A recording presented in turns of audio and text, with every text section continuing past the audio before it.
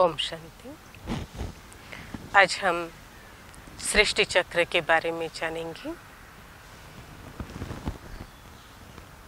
तो कहा जाता है सृष्टि चक्र ही काल चक्र है, और काल चक्र को ही समय का चक्र कहा जाता है। और समय ये परिवर्तनशील है। इस परिवर्तन सृष्टि पर समय को कालचक्र कहा जाता है। और समय के अनुसार मनुष्यों का परिवर्तन भी सही समय पर उचित दिशा में होना अति आवश्यक है। किसी ने कहा है कि सृष्टि एक परिवर्तनशील है, तो सृष्टि का परिवर्तन ये निश्चित है, लेकिन प्रलय नहीं होती है। सृष्टि युगों से परिवर्तित होती हुई आ रही है, इसलिए चक्र को कहा गया है जो कभी न थमने वाला हो। चक्र अर्थात जिसका न आदि है न अंत है। जिस प्रकार से दिन और रात का चक्र है, दिन निकलता है, रोशनी होती है, फिर उसके बाद रात होती है, रात के बाद फिर दूसरे दिन का सूरज निकलता है। तो ये दिन का चक्र जो है 24 घंटे का होता है। और इस 24 घंटे के चक्र में भी दिन रात होती है। इसी प्रकार से अगर हम 4 अवस्था को अगर इसमें बांटें तो पूरे दिन भर में 4 अवस्थाएं होती हैं, जैसे सुबह है, दोपहर, शाम और रात। इसी प्रकार से जीवन चक्र में बाल्य अवस्था, युवा अवस्था, प्रौढ़ अवस्था, वृद्ध अवस्था, वृद्ध अवस्था के बाद मृत्यु, और मृत्यु के बाद फिर और कोई शरीर धारण करके हम फिर नया जन्म लेते हैं। तो ये सर्कल चलता ही रहता है। इसी प्रकार से ऋतुओं का चक्र, ऋतुओं में भी 4 अवस्थाएं होती हैं। बसंत ऋतु, ग्रीष्म, वर्षा ऋतु और हेमंत ऋतु। तो चक्र जो है उसका न आदि है न अंत है, वे हुबेहूब रिपीट होता है। इस हुबेहूब पुनरावृत्ति में न आदि है न अंत है। तो कभी सवाल नहीं उठता है कि इसका आदि क्यों नहीं है और इसका अंत क्यों नहीं है, क्योंकि हमने दिन के ऊपर कभी सवाल नहीं किया कि दिन का अंत कहाँ है और आदि कहाँ है। तो इसी प्रकार से इस सृष्टि चक्र में भी जो आदि और अनादि है, इसका न अंत होता है न आदि होता है। तो इस चक्र की अवस्थाओं में भी, जैसे हमने दिन के चक्र में देखा कि एक दिन 24 घंटे का होता है। उस 24 घंटे के पूरे दिन में 4 अवस्थाएं हैं, और उन 4 अवस्थाओं को भी हम जैसे 7 दिन में कन्वर्ट करते हैं। हफ्ते का चक्र होता है 7 दिन का। इसी प्रकार से पूरे साल भर का अगर हम चक्र करें तो पूरे साल भर में 12 मास का चक्र होता है।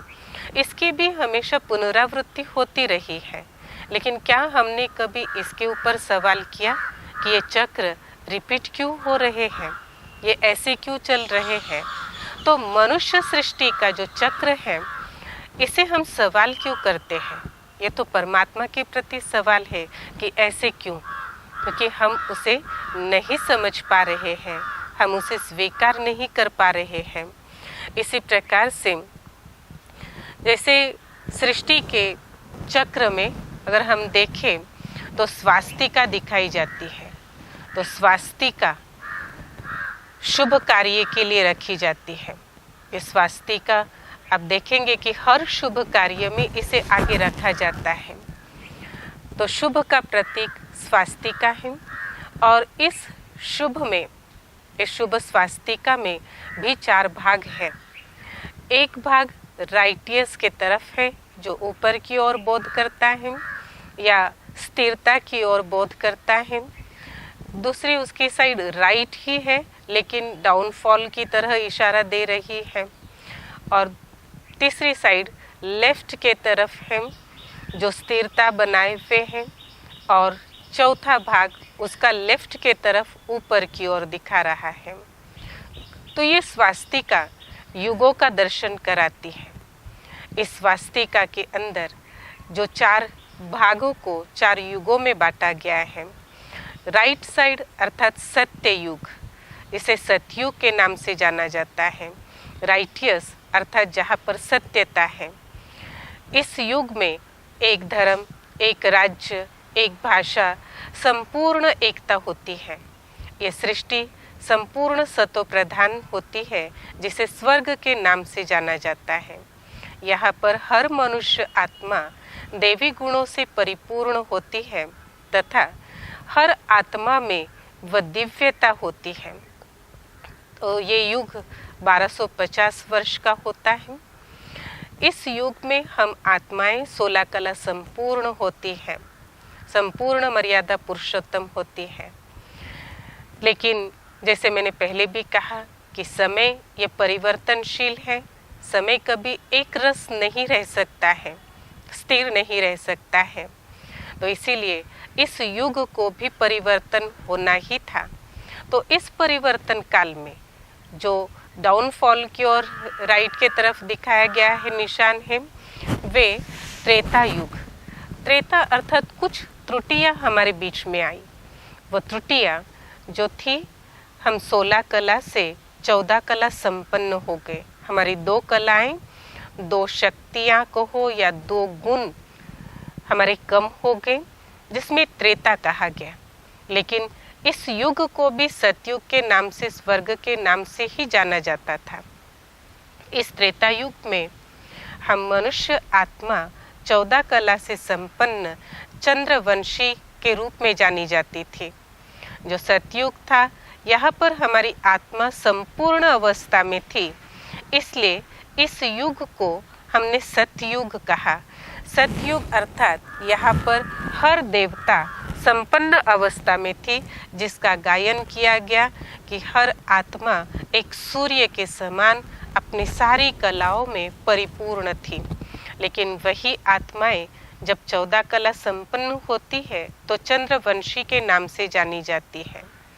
तो राइटियस युग का जो समय है, सतयुग और त्रेता, ये आधा कल्प माना जाता है, जहाँ पर संपूर्ण भारत देश ये एक था। एक धर्म, एक राज्य, संपूर्ण एकता थी।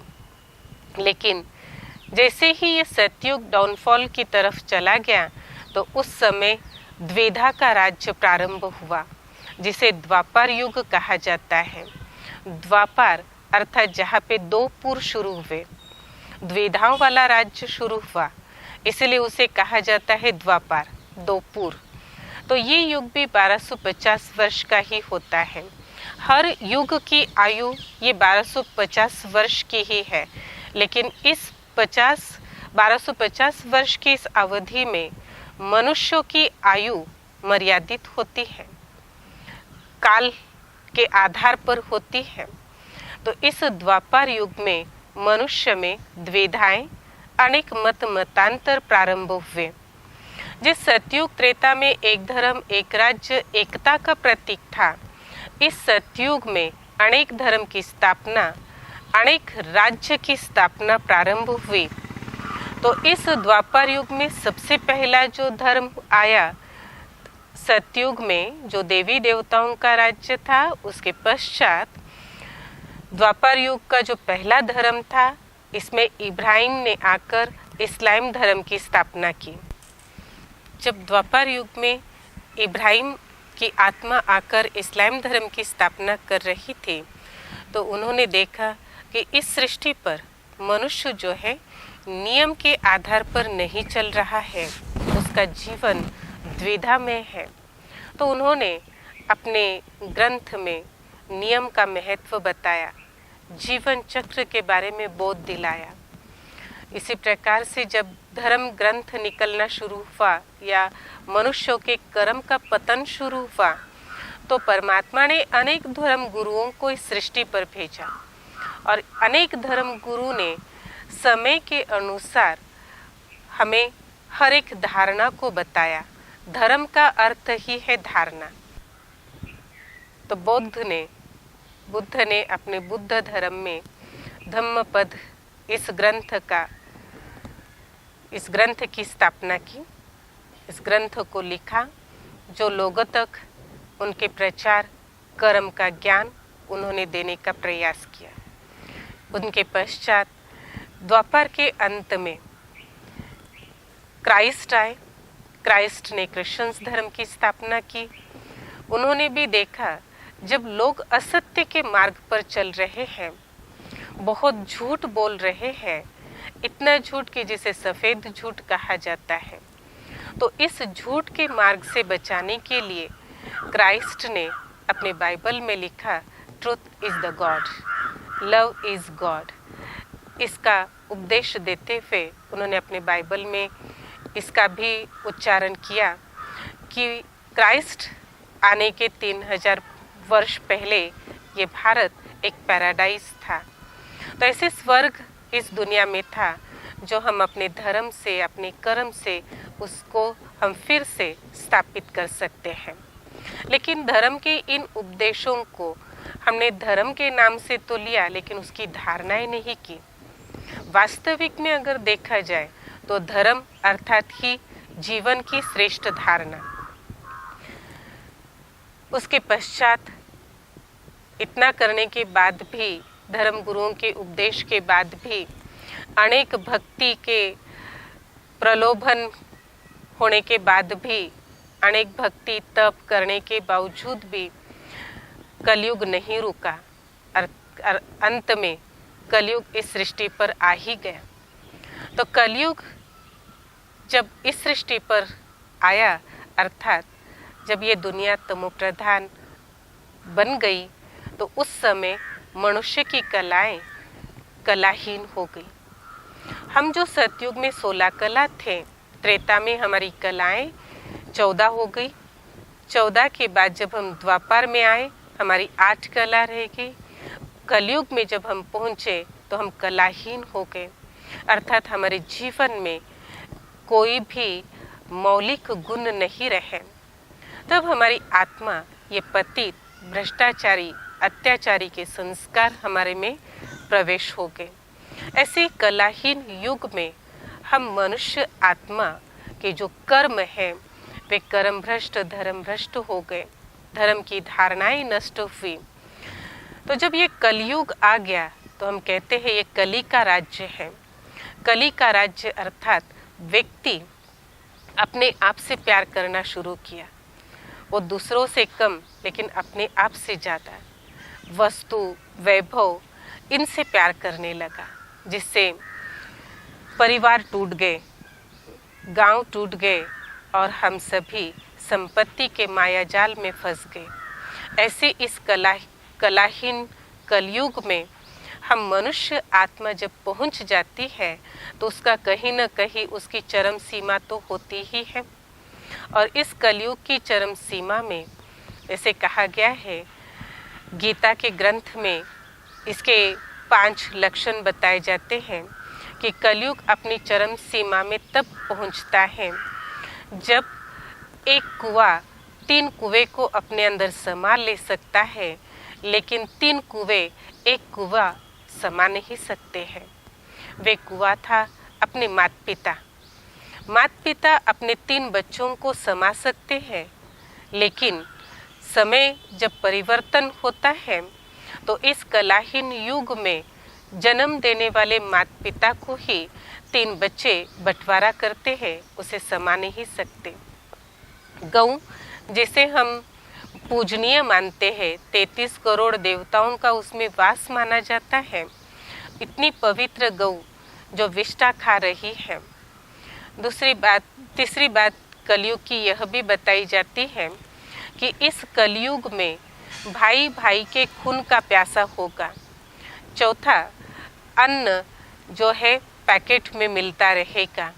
जो अनाज की लेन देन होती थी, इस कलयुग के अंतिम चरण में अनाज जो है पैकेट में बंटना शुरू हो जाएगा। भाई बहन का संबंध खराब होगा। ये 5 बातें कलयुग के अंतिम चरण की निशानी बताई गई है। ऐसे इस अंतिम चरण में जब हम पहुंचते हैं तब आता है एक लीप युग, जिसे संगम युग के नाम से जाना जाता है। ये एक ऐसा समय है जो हम 24 घंटे के इस अंतकाल में, इस अंतराल में हम इसे देख सकते हैं।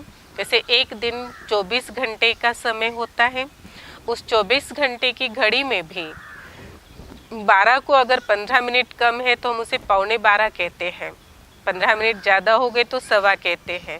तो 15 मिनट को हमने पौना या सवा घंटे का समय जैसे शब्द के आधार पर उच्चारण किया गया। इसी प्रकार से इस चारों युगों में जो मध्य का जो युग है तो उसे लीप युग कहा जाता है। और सृष्टि चक्र के शब्दावली अर्थात आध्यात्मिक शब्द के संग्रह में इसे संगम युग के नाम से जाना जाता है। संगम युग अर्थात कलयुग जो अत्यंत तमो प्रधान युग है और सतयुग उतना ही श्रेष्ठ सतो प्रधान युग है। तो इन अति श्रेष्ठ और अति तमो के बीच का जो संगम है, ये एक परिवर्तन का समय है। इस परिवर्तन के समय में हम मनुष्य आत्मा हर कोई कार्य जो भी करते हैं वे कार्य एक बीज के रूप में बोया जाता है। संगम अर्थात ही आत्मा और परमात्मा का मिलन, इसलिए इसे पुरुषोत्तम संगम युग के नाम से भी जाना जाता है। यहाँ पर हम आत्मा जो 5000 वर्ष पहले की बिछड़ी हुई है वे परमात्मा से मिलती है। इसलिए इस काल चक्र को, सृष्टि चक्र की आयु को 5000 वर्ष का चक्र कहते हैं। और इसी संगम युग पर हम मनुष्य आत्मा जो भी कर्म करते हैं वे रीसलकल में हम दोबारा श्रेष्ठ कर्म का बीज बो करके उसका फल हम लेते हैं। इसीलिए इसे पुरुषोत्तम संगम युग, कल्याणकारी संगम युग के नाम से जाना जाता है। यहाँ पर जो भी हमने कर्म किया उस हर कर्म में कल्याण छिपा हुआ है। गीता में ये भी शब्द का बोध किया हुआ है कि जो भी हो रहा है अच्छा हो रहा है, जो भी होगा अच्छा होगा, जो हो चुका है वे भी अच्छा ही है।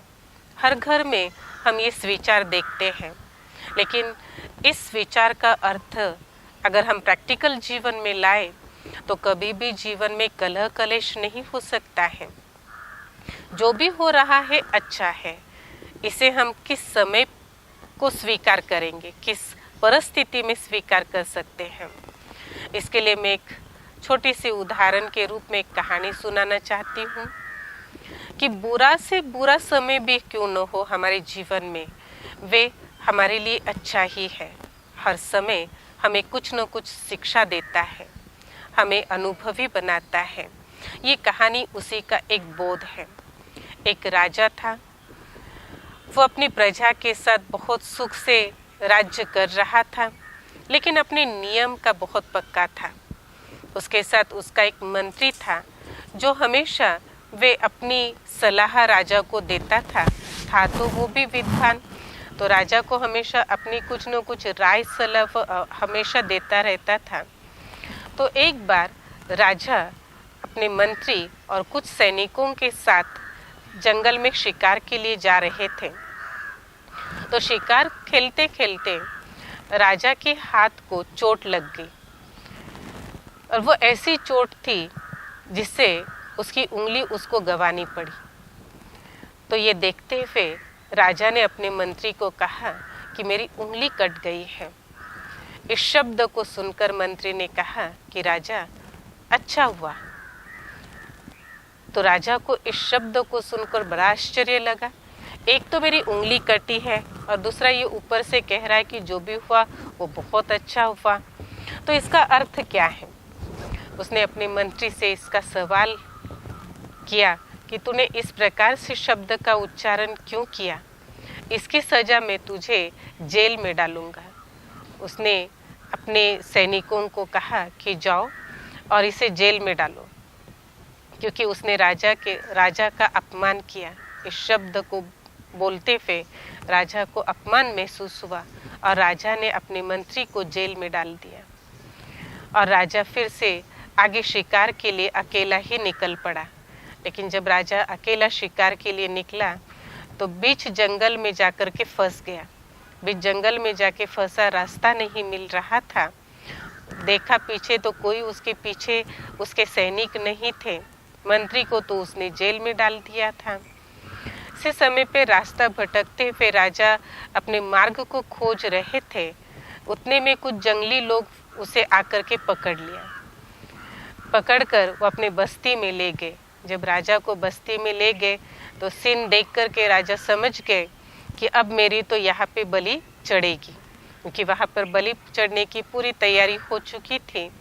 और जब राजा मिल गया तो बहुत खुश हो गए कि हमें राजा मिल गया जो संपूर्ण है, तो आज तो देवता बड़ी खुश हो जाएगी। ये सोच के उन्होंने उनकी प्रथा का प्रारंभ किया। और जब उसका पूजा पाठ प्रारंभ हुआ तो पूजा के दौरान उन्होंने देखा कि राजा की उंगली कटी हुई है। तब उस पंडित ने जोर से चिल्लाकर कहा कि ये अशुभ है, ये अशुभ है, ये बलि खंडित है, चढ़ नहीं सकती। इसलिए इस बात को देखते हुए उस जंगली लोगों ने राजा को छोड़ दिया। राजा को छोड़ने के बाद जब राजा लौट रहे थे तो उनको मंत्री का वह शब्द याद आया कि राजा जो भी कुछ होता है उसमें कल्याण होता है। इस कल्याण शब्द को सुनकर के उसने महसूस किया कि मंत्री ने जो कहा था वो तो सत्य हुआ। तो वैसे ही शब्दों को और अपनी गिल्टी को फील करते हुए राजा जेल में पहुंचे। तब मंत्री को ये सारी बात बताई और मंत्री ने उसे सुनते हुए कहा कि राजा, इसमें मेरा भी कल्याण था। तो राजा को बड़ा आश्चर्य हुआ। तो उन्होंने कहा कि ठीक है, मेरा कल्याण हुआ मेरी उंगली कटने से, तेरा क्या कल्याण हुआ?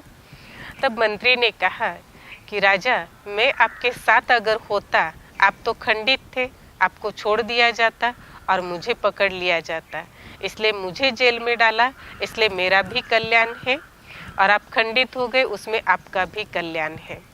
तो इस प्रकार से कहने का भावार्थ ये है कि वर्तमान समय जब दुख की परिस्थिति होती है, ऐसे समय पर हम इस बात को बहुत जल्दी स्वीकार नहीं करते हैं कि ये परिस्थिति दुखद परिस्थिति जो है या जिसमें मैं बहुत स्ट्रगल कर रही हूँ, उस समय में ये शब्द कहूँ कि इसमें कल्याण है, ये स्वीकार करना मुश्किल है। लेकिन कुछ समय बीतने के बाद जो हमारे सबकॉन्शियस माइंड में ये बात बैठ जाती है कि मेरे साथ जो हुआ वो बुरा हुआ नहीं। समय कहता है मैं कभी किसी का बुरा नहीं करता हूँ, क्योंकि समय भी एक माँ है, ड्रामा भी एक माँ है, वे कभी अपने बच्चों का कल्याण नहीं कर सकती है।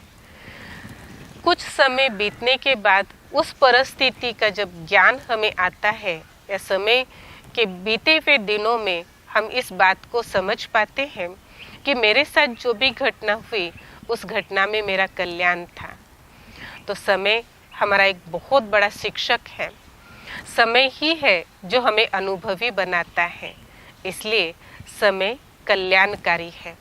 ऐसे संगम युग पर हम जो भी कर्म करते हैं वे कल्याणकारी ही है।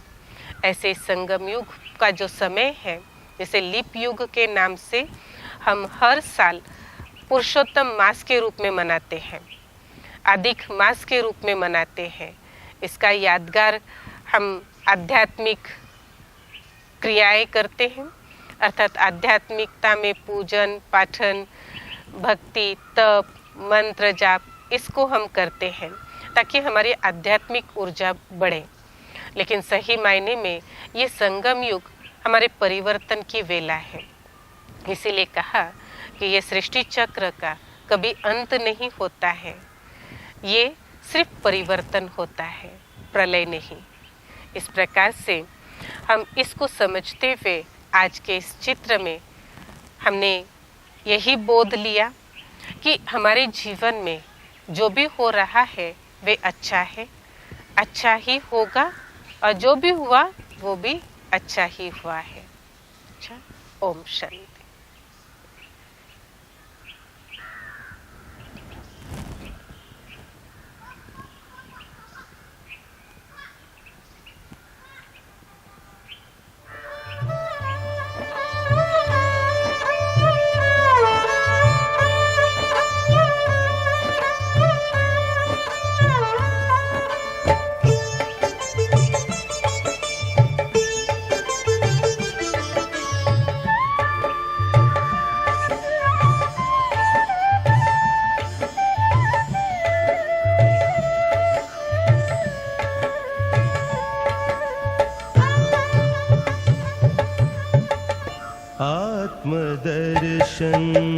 स्वयं का दर्शन, आत्मदर्शन स्वयं का दर्शन, आत्म ज्योति जगा ले। बुझी हुई जगा कर ज्योति, स्वराज्य फिर पाले। आत्मदर्शन स्वयं का दर्शन।